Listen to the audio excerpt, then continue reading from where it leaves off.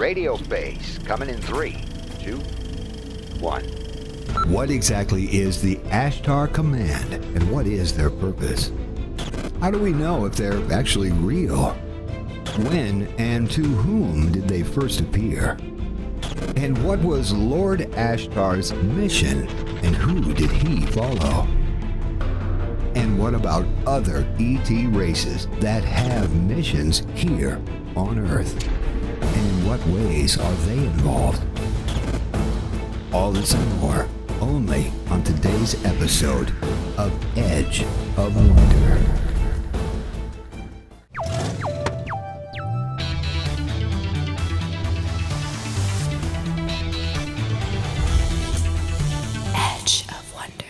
Welcome to the Edge of Wonder. We're your hosts Rob and Ben. In our last episode, we covered the strange Southern television broadcast interruption by someone by the name of Vrillin from the Ashtar Command. We looked into how this happened, who could be behind it, and touched on who this Vrillin from the Ashtar Command is. So if you haven't seen that, we highly recommend watching it first, since we won't go into detail about it really here. On this episode, we'll dive deeper into who this Ashtar Command is, if they are real, and present everything our research has found. But again, we are only presenting things that we came across. Yes, we encourage everyone to do their own research, and some of it may seem plausible, and some of it may not. However, the takeaway Ben and I got is that whether all of it is true or not, we should be compassionate to each other, love each other, and treasure ourselves. Isn't that nice? Yes, you really can't argue over that. Also, in our research, there are other things that came up related to a secret government mind control experiment, so we'll get into all of that a little bit later. But okay, let's get into what this Ashtar Command is. So as we explained in our last episode, the first person who seemed to have contact with this Ashtar Command was a dude named George Van Tassel, who was an airplane engineer starting in 1927 for Douglas Aircraft with Hughes and Lockheed. He died of a sudden heart attack in 1978 while working on this Integratron. Which surprisingly isn't a Transformers character. I know. And he was aided by the writings of Nikola Tesla and telepathic directions from extraterrestrials. Tassel never finished this Integratron out of the giant rock in the Mojave Desert, and his family suspected foul play. But to this day, it attracts UFO enthusiasts from all over the world, in which anyone can make an appointment and go, actually. So it's pretty cool. However, what makes Tassel's story so believable is that in July in 1952, he sent a series of letters to governments saying that UFOs would soon fly over Washington, D.C. And lo and behold, sure enough, that same month, it happened. Of course, it has been suppressed in the media, which is probably why most of you don't know about it. But as Ben said, we already went over this in our last episode, so we'll skip this and go straight to Lord Ashtar and see why he's here. Now, the main purpose of the Ashtar Command is to protect Earth and humans from evil and dark forces, and also monitor space for any object that could be catastrophic to Earth. They think of themselves as universal ambassadors of peace and follow the will of the divine creator. How all of this came out, though, is through channeling, and this is where it gets a little dicey. This is why we say take it lightly, and again, we are just presenting what we found. We are all trying to figure out if this is real, a hoax, or something created by the CABAL, or even by some New Age religion in order to gain followers. However, there are a few names that came up who are doing these channelings, and the interesting thing is the older ones who channeled this years ago all say that no one should have any hold over their words, which is sort of like copywriting your channeling, and that they're for everyone to hear and read. Right, and the newer channelers say that the content is copyrighted, no one else has the means to reproduce it. So of course that made us question the content itself. Yeah. Right? So we're going with the original and first few messages that were given. Now, there are many websites saying many things about Lord Ashtar. Some say he was the one who so-called brought life to Earth, but this kind of had us shaking our heads. Others say that he only recently came to our realm. Now, according to Sheldon Neidl, who supposedly channeled Lord Ashtar, mentions how a lot of fake content is on the internet and said that Lord Ashtar didn't personally enter our solar system to the exact date of July 18th, 1952. However, we'll get into more into Neidl later. It is said that Lord Ashtar came because he heard an urgent message that Earth was attempting to detonate the hydrogen bomb, which he called a living organism and was in violation of tribunal and galactic confederation Federation law. He called the scientists working on the bomb totally ignorant and underprepared of the repercussions it could have, which could lead to the total destruction of Earth and everything on it. He was also worried about how nuclear fission and nuclear power were being heavily pursued on Earth. The first person who Lord Ashtar made contact with was Tessel, and there are different variations on how it happened. According to many accounts, this wasn't through visions or channeling, but through actual physical contact. Ashtar said Tessel was actually chosen before he came into this life for this exact purpose. The Ashtar Command supposedly met with high-ranking military and government officials regarding this matter with atomic weapons. In fact, this could be who President Eisenhower met with on his golfing trip where he mysteriously disappeared and the media panicked. Right. That was when he said he had to go to an emergency dentist appointment and just about forgot to tell everyone Eisenhower's version of the weather balloon. Actually, we talked about this on our Majestic 12 episode, or if you watched our previous episodes with Laura Eisenhower, she also explains this and when the treaty took place with the Greys. Yes, because it is President Eisenhower who met with tall blondes who begged the US to disarm their nuclear weapons, but he refused because he didn't trust that the Soviets would do the same. So it is rumored that the Greys approached him instead and made a deal allowing them to keep their weapons. Should have made a deal with those tall blondes, man. Yeah. I mean, what the heck? Really? The deal was that the Greys would give them alien technology and even help them build more weapons in exchange for experimenting on humans, and also have an underground lab where they could conduct their research without interruption. But they weren't allowed to kill anyone or do serious harm and had to pull them back after their experiments. But as we know, this of course didn't end up happening. From our own research and also according to Laura, we found that President Eisenhower didn't want to make this deal but had no choice in the matter due to Nelson Rockefeller's control over him and his influence in the government. Ultimately, it seemed this is what the cabal actually wanted. So, the military-industrial complex was thus born, and according to other insiders such as Phil Schneider, who died by suicide, the Greys were working in these deep underground bases, secretly murdering and experimenting on humans. But that is a whole different story and another one we'd love to do, but later. Many of the current insiders had been inspired by what Phil did and who he was and have a lot of respect for him. But let's get back to our story. We can get sidetracked easily because there's just so much to talk about. Okay, yeah. So let's get back, to Lord Ashtar and where he came from. Many channelers say he claims to be an angelic-like being not of this dimension or even universe, which is more divine-like. The story is the divine creator asked him to come to the lower realms specifically to watch over humans, so we don't blow each other up. He accepted this mission with no afterthought. In this case, it does seem pretty reasonable. Since he no longer had much of the power he had in the higher realms after coming to the lower one, he was placed in charge of the entire Ashtar Command fleet. He also stressed that he should never be looked at as a god, deity, or anything else, but just as a highly evolved individual who follows the will of the divine creator. He says his main purpose is to prepare the people of Earth for the return of the Messiah and the great awakening that will happen, which seems to be taking place right now, and before the huge catastrophe happens that will eliminate all the evil elements. Also, through the channeling, it's said that in the future, after full disclosure happens and the bad elements are weeded out, Earth will become a new member of the Galactic Federation. Star Trek on Earth. We get into that in a minute. Okay.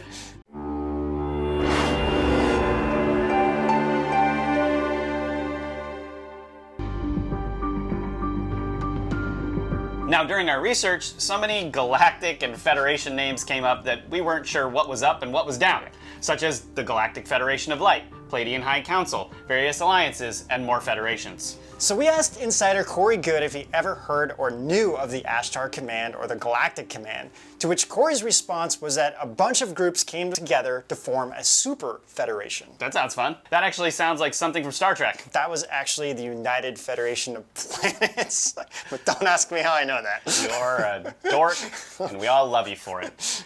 Well, it does make sense because didn't someone say that Gene Roddenberry was secretly getting inside information to make Star Trek? Yes, but honestly, I kind of forget who was talking about it. I mean, I think there were a few different people. Maybe Right. Corey might have been one of them, but it's been a while since we researched that. But anyway. Well, Corey did say that he never heard anything about the Ashtar Command while he was in the secret space programs, but maybe everything already merged at this point, and they had other names for it, operating outside of his knowledge, or It could just not even be real. However, he and a lot of other insiders do talk about the tall blondes, which are really of many different races. They just all look similar. And according to Corian and Lord Ashtar, they are not just in space, some live inside the inner Earth. Now, in Sheldon Neidel's version, Lord Ashtar arrived here only in 1952, but all accounts say that this Galactic Federation has been here for millions of years, watching over us and guarding humans against the Dracos and AI beings who have successfully conquered thousands of star systems. This Galactic Federation, or maybe the Super Federation as Corey knows,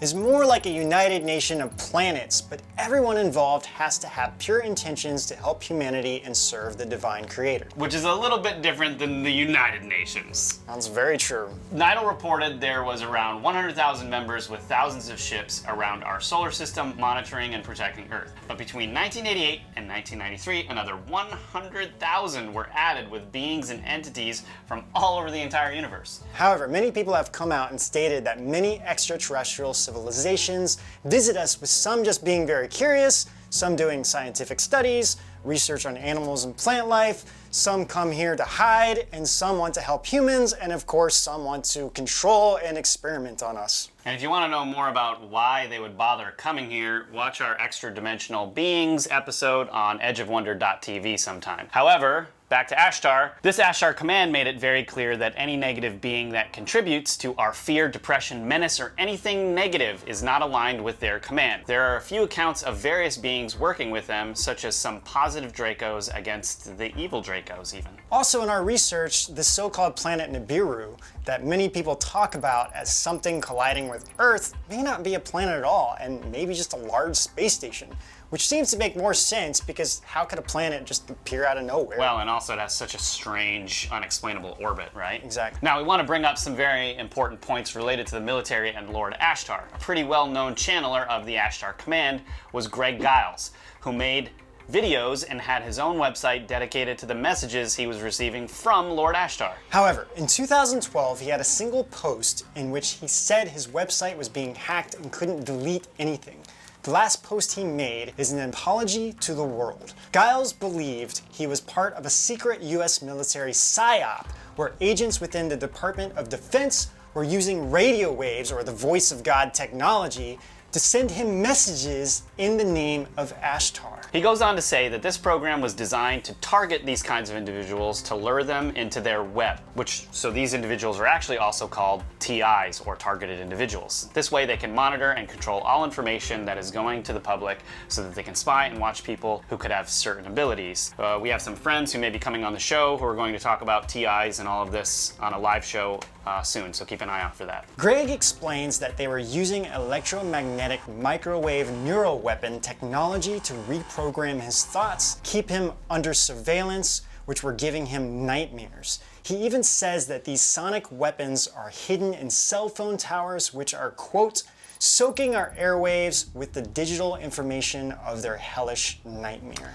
So we have done a few episodes on mind control devices, and even recently someone sent us in the mail photos of alleged flagpoles with hidden technology in them. He even explained that a Navy friend of his is helping install them, which started to interfere with his garage door opener, if you can believe that. Also, being in New York, I'm starting to see these devices all over on top of buildings, and while we were in Hawaii, we saw them everywhere. Of course, they're saying that these are just cell phone towers or devices, but now with 5G rolling out, and who knows what they're using them for. Yeah, many people are worried, and even though 5G is inevitable, we just hope that the good guys take control over this technology from the Cabal or the Deep State. But to finish with this Greg guy, he compares what the Cabal is doing with these mind control devices to the prophetic 1984 book, and how this is their sick and twisted plan. On another level of synchronicity, as we were writing this episode, an email came through by a person with the pseudonym Mike Johnson. The most fascinating part of all of this is when I stumbled on the site paoweb.com, which is the official site for the channeler Sheldon Neidl.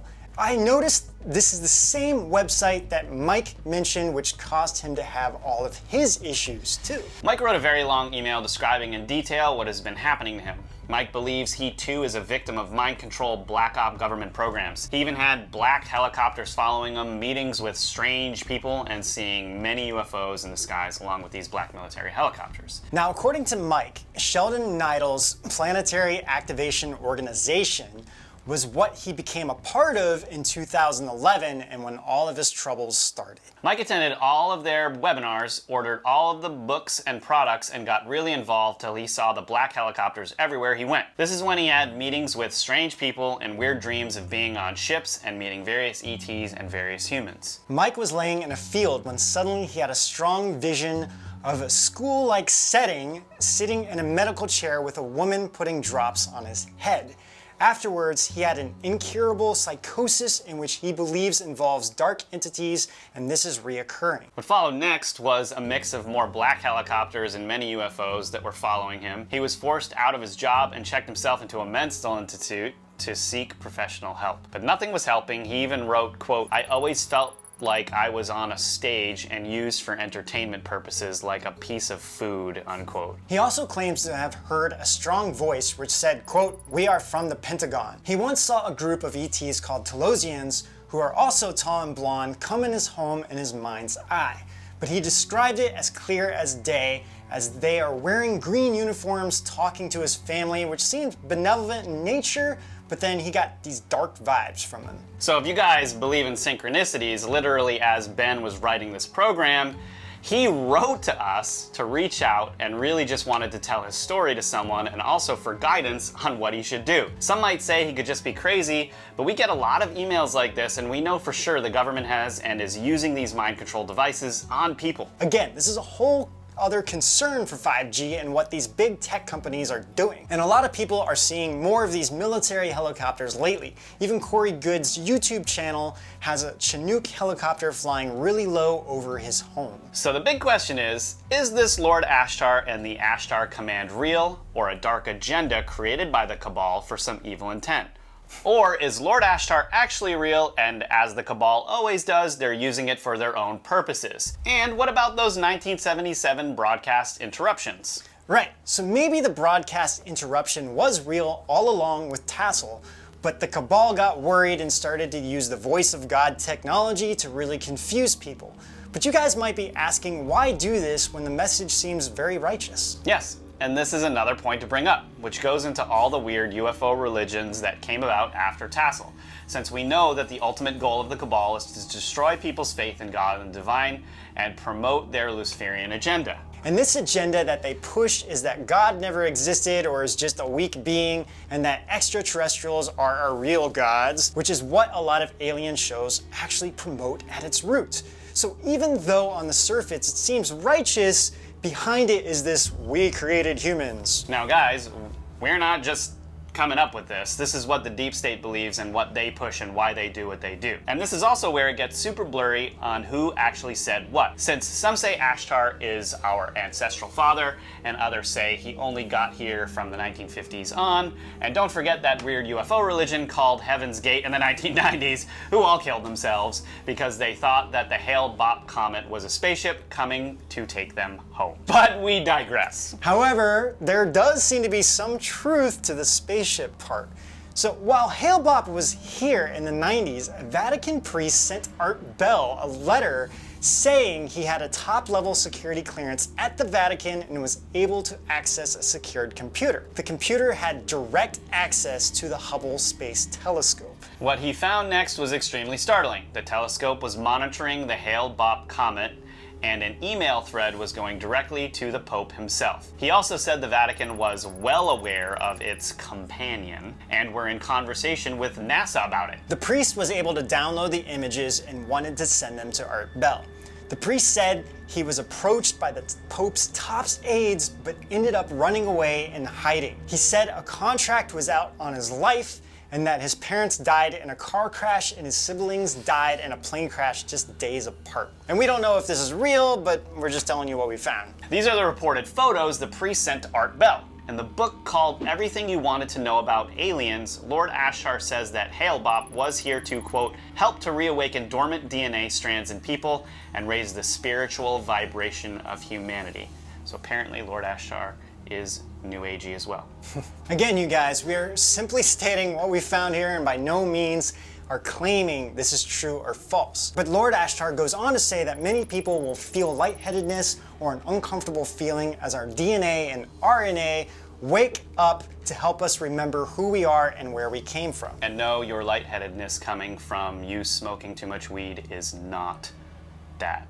Ashtar also says that we are being bombarded with messages of light by the City of Light that is traveling with the Hale-Bopp comet. He goes on to say that the greatest light we can have within ourselves is unconditional love, and that, quote, "It is the greatest force in the universe. When you look at all beings and see not race, sex, and see all beings as you are and truly drop ego, then you allow the blocks to be dissolved in your body." So even though this is a great message and one that seems true and from the heart, I think the main thing is not to look at any being like this as a god or idolize him as any form of religion. So once again, we have to ask, is all of this real? Or is this part of an elaborate plot for the Cabal to control any narrative and get people to start these strange religions and lead people astray? Or like everything else they do, taking something good and twisting and warping it. In the long run, we all know all kinds of beings exist, including divine beings, extraterrestrials, and even evil beings and demons.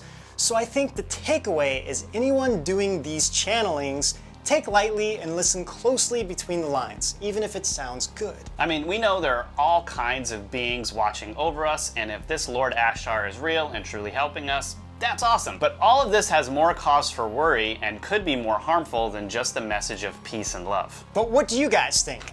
Yeah, comment below and let us know. We hope you liked this episode on Lord Ashtar Command. Please hit like and subscribe. And as always, we'll see you guys out On the edge of Star Trek. or Transformers. Yeah.